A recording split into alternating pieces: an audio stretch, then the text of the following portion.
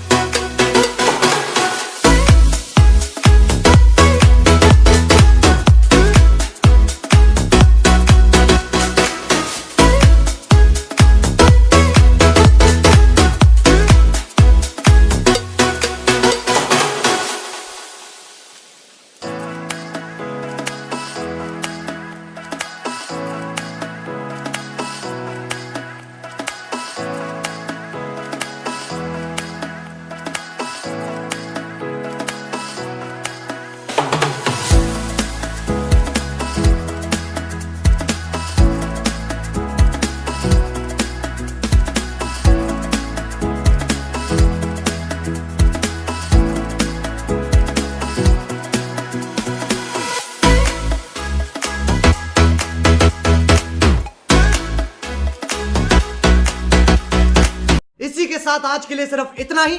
अगर तुम लोगों को वीडियो पसंद आई तो यार लाइक मारो, और अगर तुम लोग नए हो तो सब्सक्राइब करो यार। वो जो लाल वाला बटन है उसके साथ लड़ाई करो या फिर चुदाई, मुझे नहीं पता, बस क्लिक हो जाना चाहिए।